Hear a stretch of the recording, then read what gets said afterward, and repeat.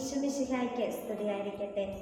യഥാർത്ഥ സ്വാതന്ത്ര്യം അനുഭവിക്കുവാൻ എന്ത് ചെയ്യണമെന്നറിയാതെ നെട്ടോട്ടം ഓടിക്കൊണ്ടിരിക്കുന്ന ഒരു യുഗത്തിലാണ് നാം ഇന്ന് ജീവിക്കുന്നത്.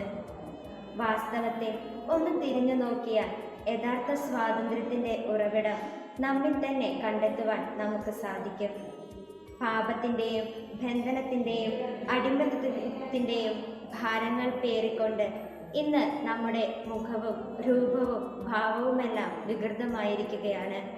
അടിമത്തത്തിൻ്റെ ചങ്ങലകൾ പൊട്ടിച്ചെറിഞ്ഞുകൊണ്ട് ക്രൂശിതനിലേക്ക് യാത്ര ചെയ്യുവാൻ ഇന്നത്തെ വചനത്തിലൂടെ വിശുദ്ധ യോഹന്നാൻ ശ്ലീഹ നമ്മെ ഓരോരുത്തരെയും ഉത്ബോധിപ്പിക്കുകയാണ്. ക്രൂശിതൻ ചോരയും നീരും കാൽവരിയിൽ ചിന്തിയത് നമുക്ക് യഥാർത്ഥ സ്വാതന്ത്ര്യത്തിൻ്റെ അനുഭവം നൽകുവാനാണ്. ആ ഒരു ബോധ്യത്തോടുകൂടെ വിശ്വാസത്തോടു കൂടെ ക്രൂശിതൻ്റെ ചാരെ നമുക്കും അണയാം.